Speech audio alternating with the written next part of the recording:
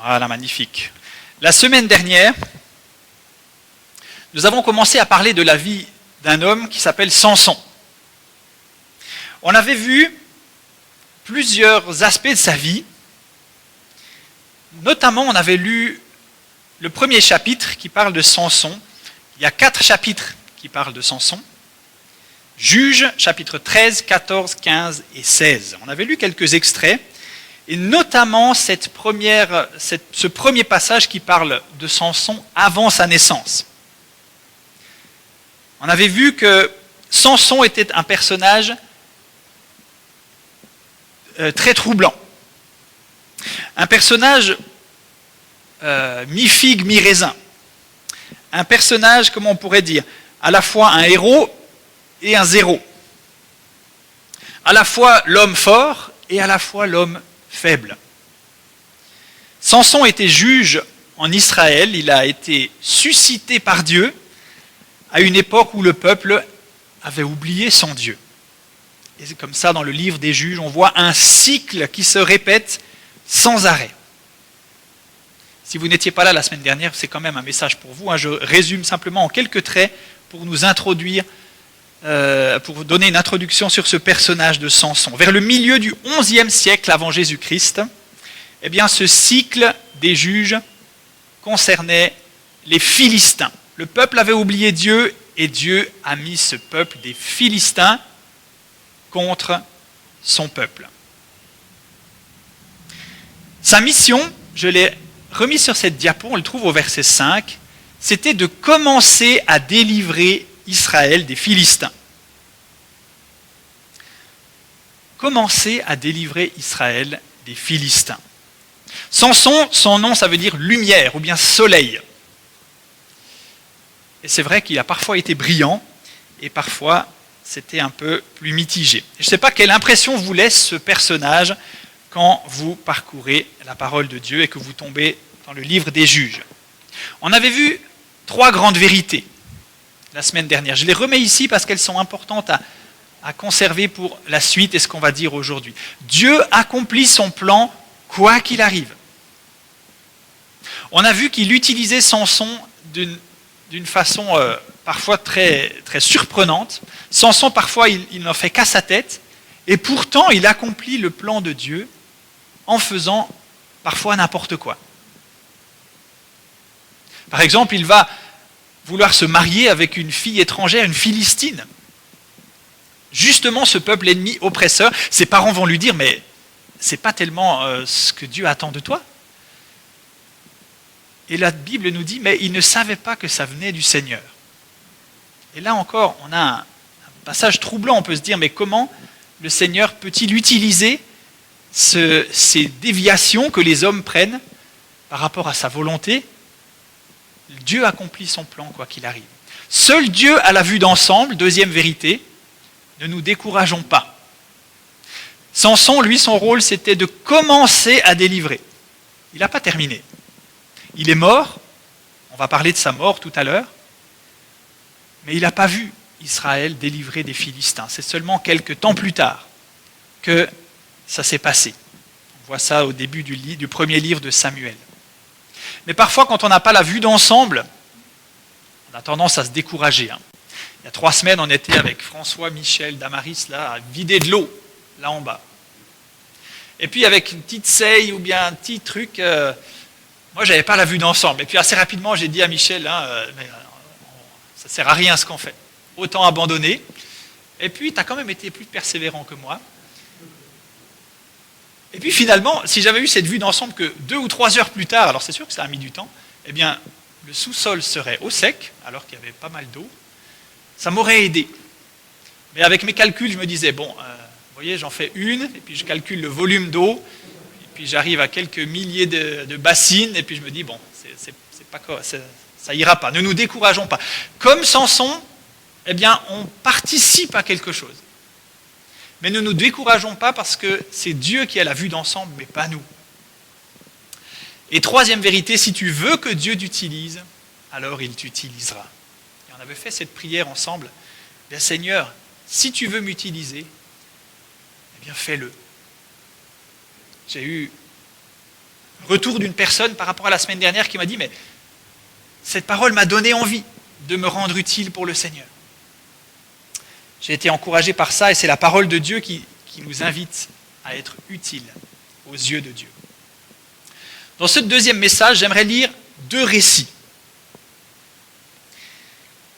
Deux récits qui nous parlent de la tentation de Samson.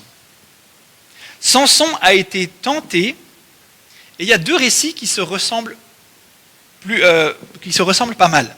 Dans Juges chapitre 14, c'est le premier récit que je vais lire. Je ne vais pas le lire en entier, mais c'est une histoire avec cette première femme de Samson, donc cette Philistine qu'il avait choisie. Ses parents n'étaient pas trop pour, mais bon, c'était la volonté du Seigneur. Avec cette femme, il va arriver aux noces, on va lui fournir 30 amis, parce que peut-être qu'il n'en avait pas chez les Philistins, et à ces 30 amis, Samson va poser une énigme.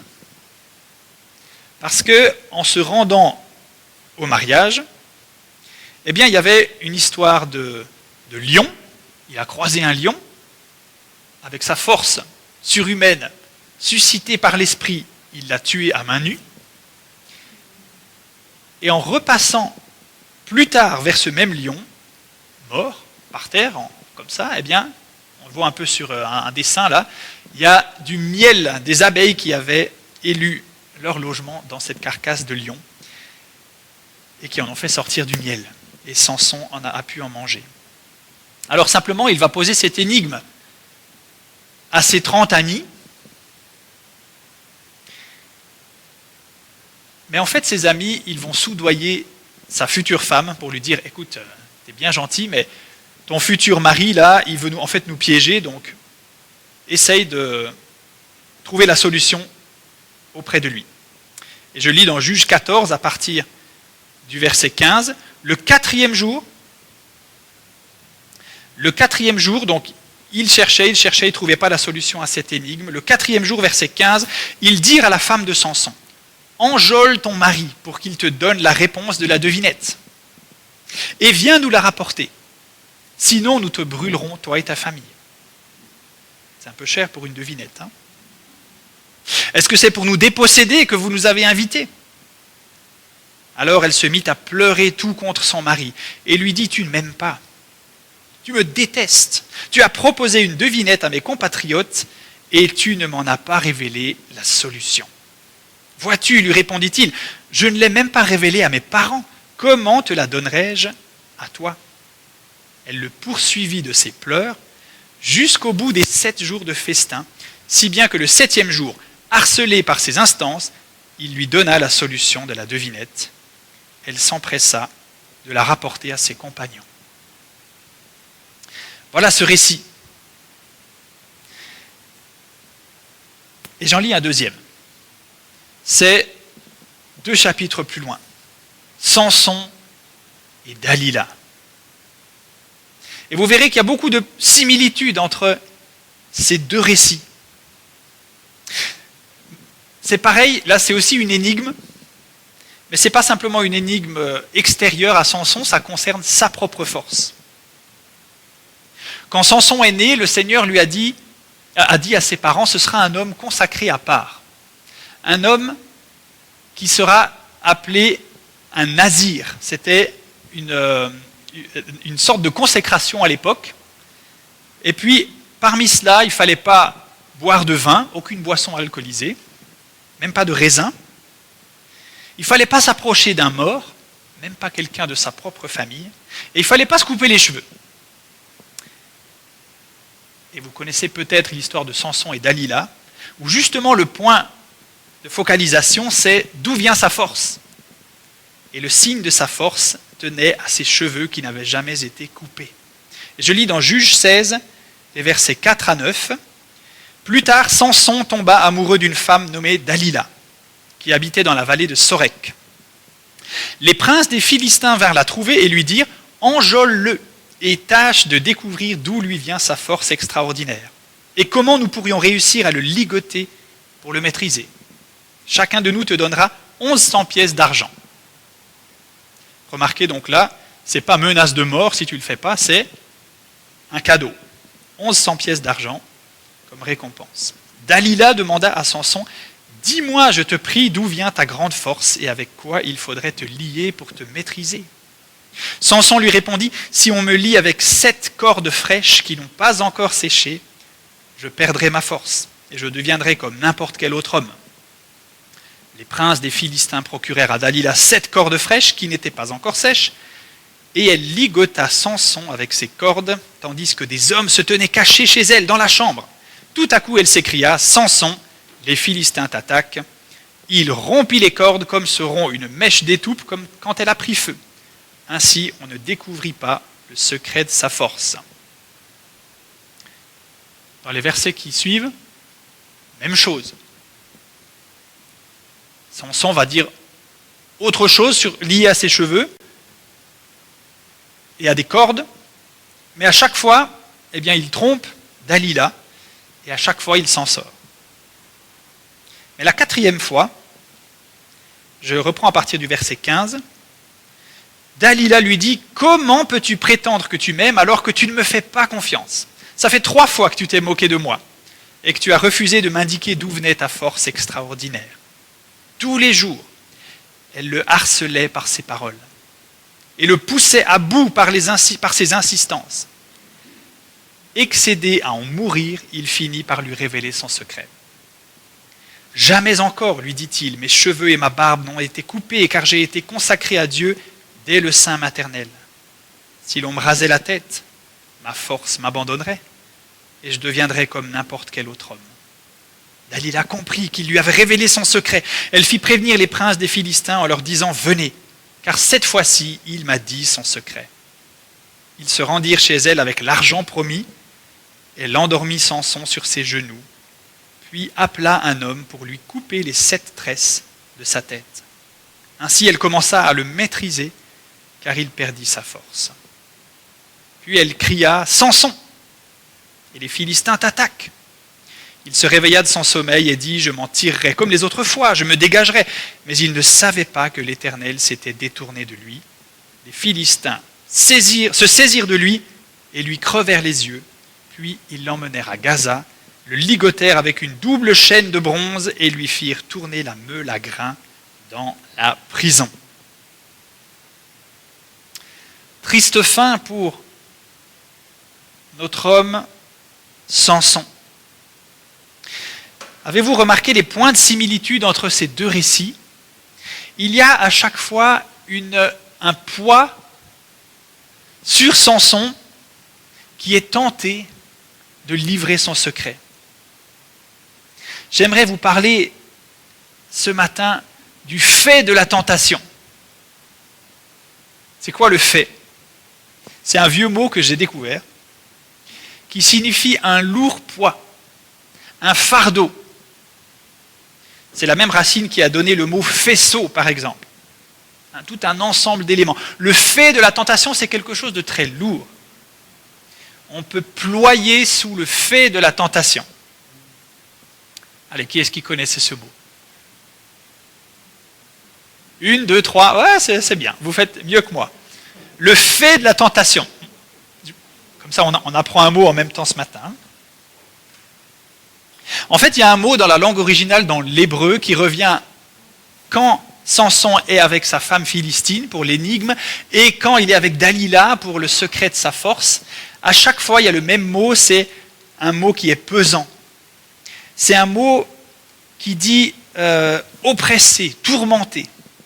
On pourrait dire aujourd'hui harcelé, c'est un mot qu'on connaît, qu'on utilise souvent. Harcelé. Juge 14, 17, elle le poussait à bout, elle le harcelait. Juge 16, 16, elle le poussait à bout, elle le harcelait. Et dans les 2 cas, il y a eu ce poids pour Samson de la tentation, le fait de la tentation. Il a expérimenté, comme l'auteur de la lettre aux Hébreux, ce péché qui nous environne si facilement. Et c'est là un poids. On est très sensible aujourd'hui au harcèlement, sous toutes ses formes, et on a raison de l'être. Mais ce matin, j'aimerais nous rendre conscients du harcèlement du péché contre nous. Nous plions tous sous le fait de la tentation. Qu'est-ce que c'est succomber à la tentation, ce qu'on voit dans notre récit? Succomber à la tentation, c'est renoncer aux choses saintes. Quand vous êtes tenté de faire le mal, on pourrait décliner cela avec toutes les formes de mal qu'on veut, il s'agit à chaque fois de troquer les choses saintes que nous avons contre des choses qui ne sont pas saintes et qui n'honorent pas Dieu. Jésus a dit dans Matthieu 7, verset 6, « Ne donnez pas les choses saintes aux chiens. Ne jetez pas vos perles aux pourceaux. » Il y a peut-être des domaines d'application de ce verset qui dépassent cette question-là, mais ça nous dit aussi que ces choses saintes, il ne faut pas en faire n'importe quoi. Samson, il en a fait n'importe quoi. De ces choses saintes que Dieu avait prévues pour lui. Quand Samson est prêt à livrer le secret de sa force qui venait de Dieu, eh bien il cède au charme d'une femme. Succomber à la tentation, c'est quand Ésaü est prêt à céder son droit d'aînesse contre un plat de lentilles. C'est quand Judas l'Iscariote est prêt à livrer Jésus pour 30 pièces d'argent. C'est quand je suis prêt à renier ma foi pour quelques minutes en me taisant au lieu d'agir.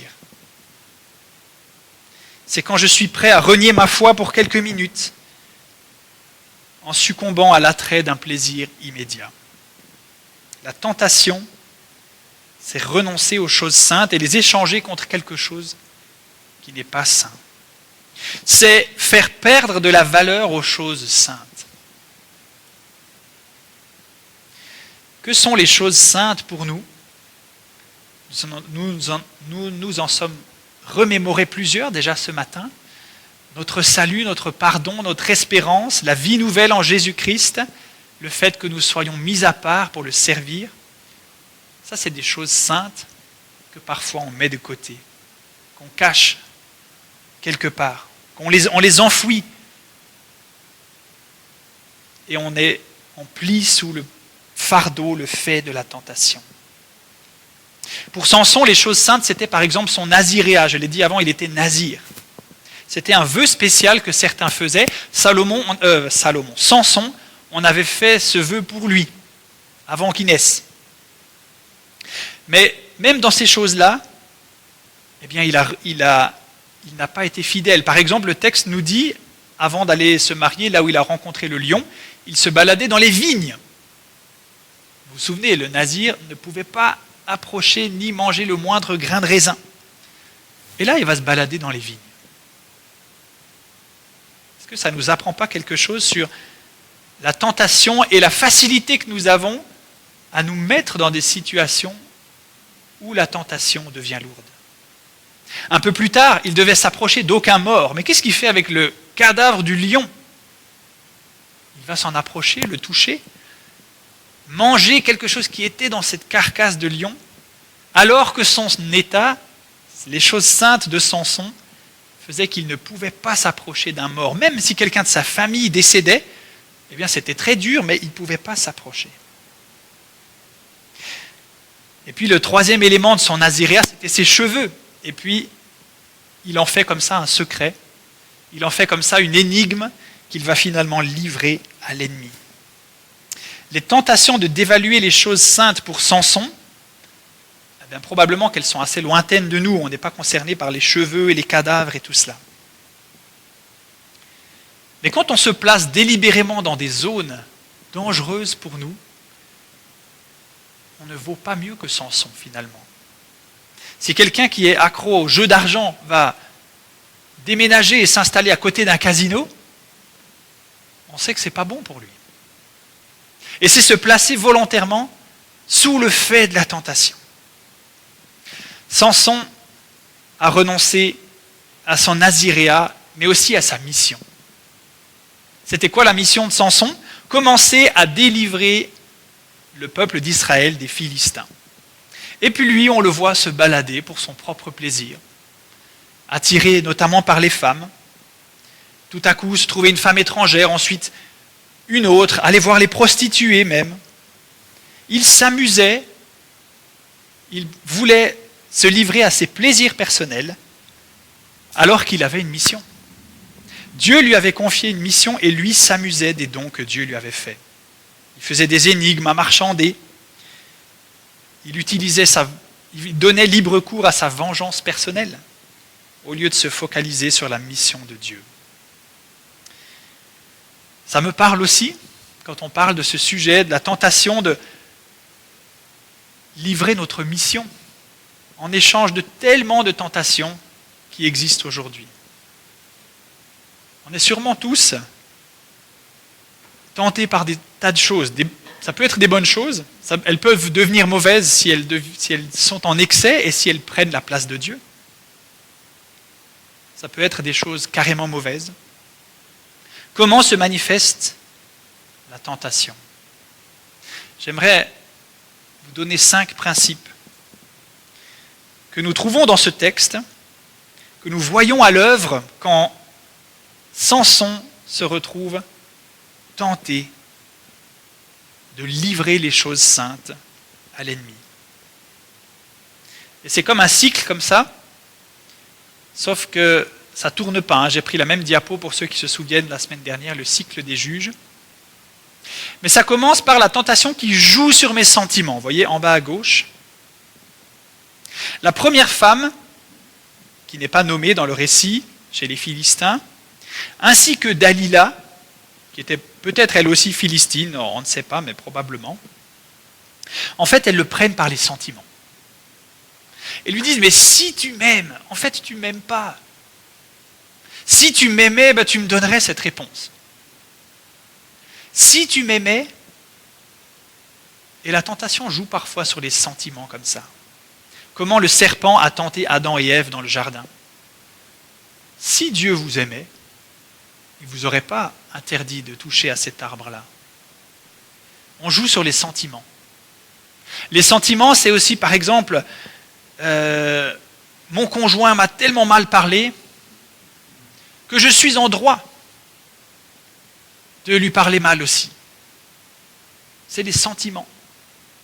Nos sentiments, la tentation joue avec, et ils peuvent être déstabilisés.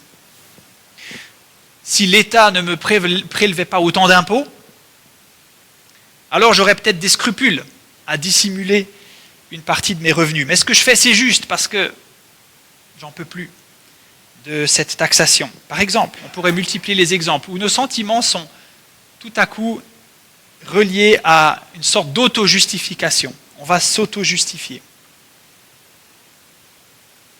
Amadouer. Ce qui est dit dans notre texte 2 fois à la femme, c'est enjôle-le, séduis-le. Dans l'opéra célèbre Samson et Dalila de Saint-Saëns, il y a une danse très connue, la bacchanale, et on sent vraiment dans cette chanson toute la séduction. Et à chaque fois, Samson va se faire avoir. La tentation nous séduit. Enjôle-le. C'est à chaque fois ce qui est dit là. La tentation me déstabilise. Deuxièmement, la tentation me déstabilise. Et c'est là qu'on va commencer à se dire pourquoi ou pourquoi pas. Et si je cédais à la tentation, qu'est-ce qui se passerait? Et on a comme ça des schémas humains qui vont tout à coup évaluer ce qui va se passer si on succombe à la tentation. C'est valable pour des grandes choses ou des petites choses. Peut-être pour des petites choses, on a moins le temps de réfléchir, et puis là, on est vraiment en train de décortiquer plusieurs étapes. Parfois, ça va très vite. Mais souvent, la tentation nous déstabilise, et on ne sait plus quoi faire. En 1997, j'aimerais illustrer ça par cette petite histoire. Garry Kasparov, vous connaissez Garry Kasparov, le champion du monde des échecs de l'époque, joue le match revanche contre Deep Blue. Et Deep Blue, c'était un ordinateur programmé pour jouer aux échecs. Une année avant, c'est Kasparov qui avait gagné, l'être humain. Tout le monde était aux anges. Ah, c'est bon, les machines n'ont pas encore dépassé les hommes. Et puis l'année suivante, c'est la revanche. Et cette fois-ci, Kasparov va perdre. C'est en 6 manches. Il va en perdre 2. L'ordinateur va en perdre 1, et puis les 3 autres, ce sera des parties nulles. Mais dans une de ces parties, la partie charnière, en fait, il s'est passé quelque chose et c'est Kasparov qui en témoigne quelques années plus tard. Il a même porté plainte au début pour un geste qui lui semblait pas normal de la part de l'ordinateur. Porter plainte contre un ordinateur, ça c'est quand même pas mal. Mais au 36e coup de cette partie, la machine ne sait plus quoi jouer. Elle est au bout de ses algorithmes. Et elle va donc piocher un coup au hasard. Et ce coup va complètement déstabiliser Kasparov. Il va se dire, mais pourquoi il a joué ça? Pourquoi ce coup-là, que je ne comprends pas? Et en fait, comme c'est un être humain, ça va tellement le déstabiliser qu'il va finalement perdre le reste de la partie. Cette partie va lui échapper. Ce que j'aimerais dire par là, c'est que une machine a réussi à déstabiliser un champion du monde.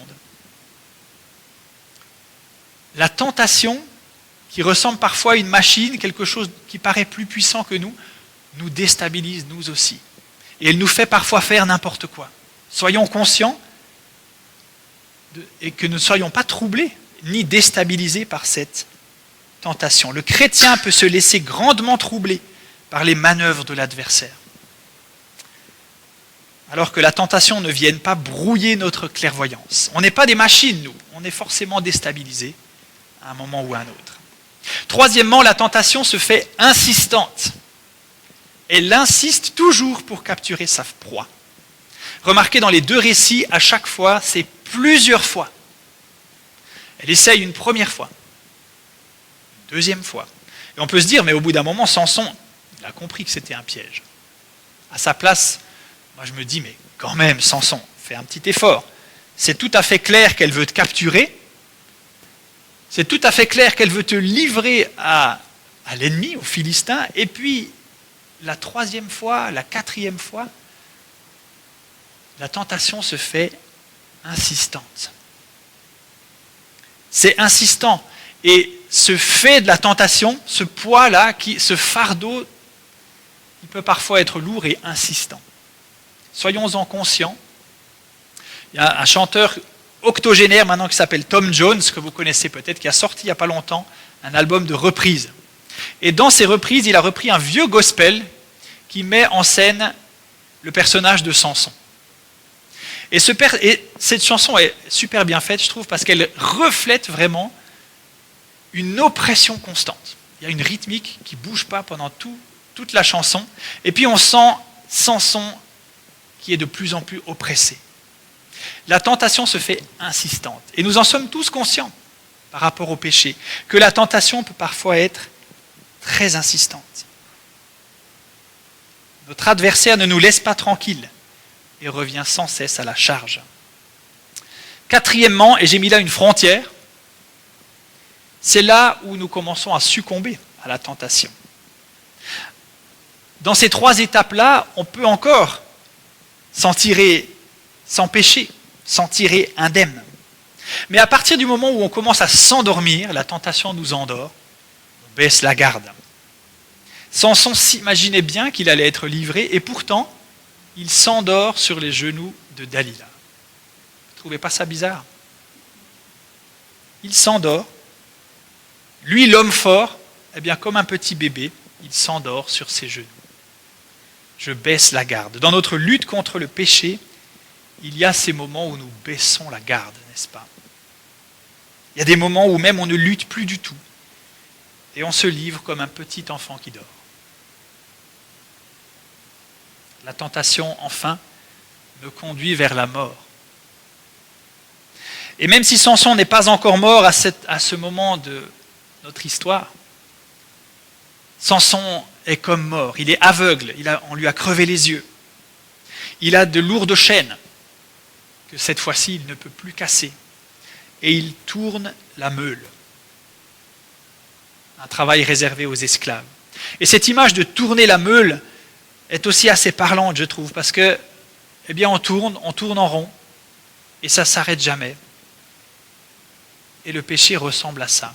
Il nous enferme dans quelque chose qui ne s'arrête jamais. Il nous enferme dans un esclavage duquel nous ne pouvons pas sortir. C'est la même chose pour le péché. Voilà vers quoi Samson a été conduit en livrant ces choses saintes et en succombant au poids de la tentation. J'ai mis ici une image d'Alain Auderset. Parfois, on croit être libre et on ne l'est pas du tout. Non, non, merci, très peu pour moi, je tiens à ma liberté. Et puis la personne qui parle avec Kevin lui dit « Bon, adieu Kevin, c'est ça, salut ». Et puis il croit être libre, mais il est dans une prison. Le péché, sous l'attrait de nous séduire et de nous faire croire qu'on est libre, il veut nous faire croire qu'on vit plein de trucs cool. Et en fait, il nous réduit avec des chaînes, étant aveugles, à tourner la meule. Ceux qui vivent dans des addictions connaissent bien ce principe. À chaque fois, tentation, séduction, attrait, pour au final se retrouver enchaînés et déçus. Alors, comment supporter le fait de la tentation ? Souvenons-nous que le Père a envoyé le Fils. Et attention, le jeu de mots arrive parce que le P du Père qui a envoyé le Fils a pris sur lui le fait de la tentation. Le Fils a pris sur lui le fait de la tentation et nous pouvons avoir la paix dans la tentation. La paix dans la tentation est possible. Nous prions, ne nous laisse pas entrer en tentation ou ne nous soumet pas à la tentation dans la prière du Notre Père. Il y a un espoir même au sein de la tentation. La suite du récit nous montre cet espoir, même si c'est dramatique. Après avoir été rasé, Juge 16, verset 22, ses cheveux commencèrent à repousser. Cette phrase est une sorte de transition vers quelque chose d'autre, où la force de Samson, qui symbolise l'esprit en lui, va revenir. Oui, l'esprit revient même quand on semble dans une prison, même en tournant une meule, l'esprit peut à nouveau jaillir chez quelqu'un. Et voilà que les princes des Philistins s'assemblèrent pour offrir un sacrifice important à Dagon, leur Dieu, pour se livrer aux réjouissances. Ils disaient « C'est notre Dieu qui a livré entre nos mains notre ennemi Samson ». Et quand le peuple le vit, il loua son Dieu en disant « C'est notre Dieu qui a livré entre nos mains notre ennemi qui ravageait notre pays et qui a fait tant de victimes parmi nous. » Comme ils étaient en joie, tous ces Philistins, ils s'écrièrent « Appelez Samson et qu'il nous divertisse ». Ils firent sortir Samson de la prison et il dut se livrer à des pitreries devant eux. Puis ils le placèrent entre les colonnes du bâtiment. Alors Samson demanda au jeune homme qui le conduisait par la main « Guide-moi ». Il était aveugle, Samson. « Fais-moi toucher les colonnes qui soutiennent l'édifice pour que je puisse m'y appuyer. » Or, le bâtiment était rempli d'hommes et de femmes. Tous les princes des Philistins s'y trouvaient. Et sur la terrasse, il y avait environ 3000 personnes, hommes et femmes, qui regardaient Samson les amuser. Samson pria l'Éternel et dit « Seigneur Éternel, je te prie, interviens en ma faveur. Rends-moi ma force, une dernière fois, ô Dieu, pour que je me venge en une fois des Philistins pour la perte de mes 2 yeux. » Il toucha les 2 colonnes centrales qui soutenaient l'édifice et s'arc-bouta contre elles, de la main droite contre l'une et la main gauche contre l'autre. Puis il dit que je meurs avec les Philistins. Puis il poussa de toutes ses forces et le bâtiment s'écroula sur les princes et toute la foule qui s'y trouvait. Ainsi, il fit périr plus de monde par sa mort que de son vivant. Ses frères et tous les siens descendirent pour emporter son corps et pour l'ensevelir entre Tsoréa et Eshtaol dans le tombeau de Manoah son père. Il avait été chef en Israël pendant 20 ans. 20 ans, cette vie de Samson qui s'arrête là. 20 ans sur l'oppression de 40 ans des Philistins. Ce n'est qu'une partie. Est-ce que ça ressemble à la paix dans la tentation pour Samson ? On a un peu du mal à savoir comment digérer cette fin de l'histoire, n'est-ce pas ? Moi, j'ai un peu de mal. Mais il y a quand même des éléments intéressants. Aveugle, il retrouve en quelque sorte la vue de la foi. Il ne retrouve pas ses yeux, mais il retrouve l'envie de s'adresser à son Dieu. Et en fait, c'est la seule fois où Samson fait une prière de foi dans toute son histoire. Une seule autre fois, il s'adresse à Dieu, c'est au chapitre 15, mais c'est pour lui demander à boire parce qu'il a soif. Mais c'est finalement la seule prière de foi là que Samson va avoir. Samson vivait à une époque qui ne connaissait pas encore le « aimez vos ennemis », une époque où Dieu demandait à son peuple de tuer les peuples ennemis. Dieu ne nous demande plus ça aujourd'hui, que ce soit clair. Nos exploits sont d'un autre ordre. Notre exploit en tant qu'enfant de Dieu, c'est de pouvoir résister à la tentation et conserver, mettre à profit ces choses saintes que Dieu nous donne. Samson a eu ce sursaut de foi dans sa prière, la paix dans la tentation, sursaut de foi chez Samson. Tout est possible, même si nous sommes enfermés, même si nous sommes captifs. Dieu vient encore nous chercher, en suscitant en nous la foi. Je termine avec quelques versets bibliques pour répondre à la tentation. J'ai imprimé cette petite diapo sur des petites cartes, vous pourrez en prendre une chacun à la sortie, c'est offert avec plaisir. Ça peut peut-être nous aider dans des situations concrètes pour résister à la tentation. Quand la tentation joue sur nos sentiments, l'homme ne vivra pas de pain seulement, mais de toute parole qui sort de la bouche de Dieu.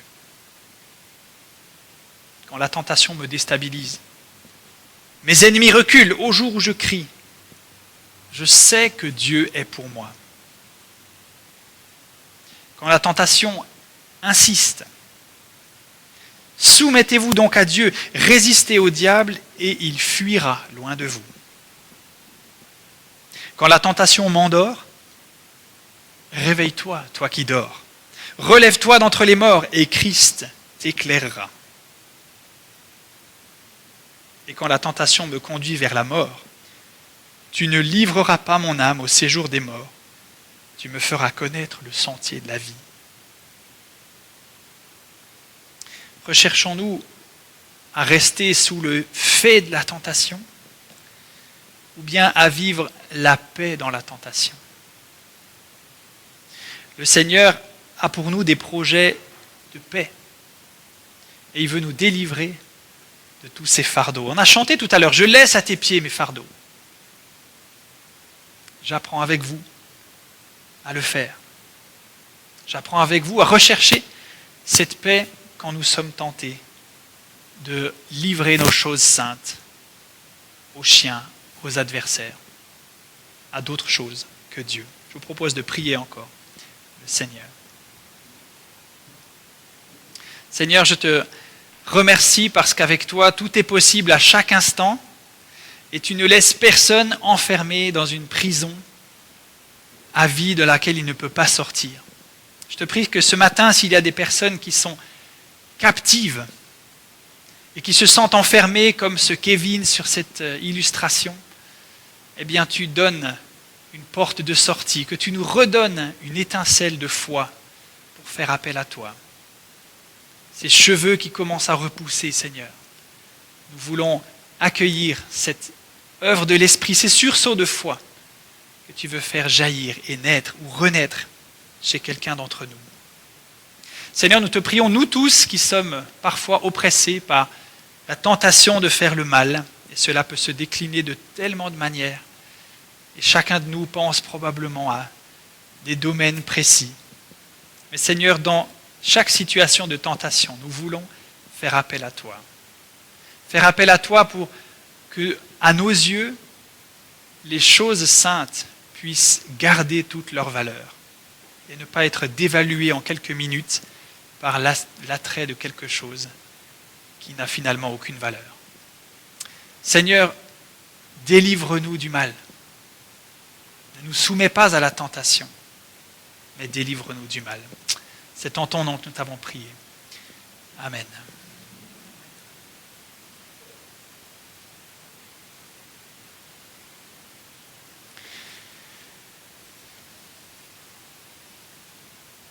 Quelqu'un aimerait-il partager quelque chose avant qu'on chante un cantique ?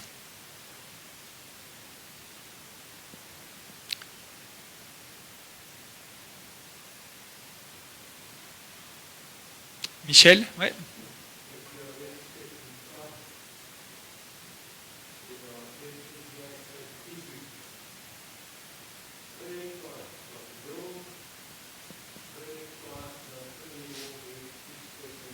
Mhm.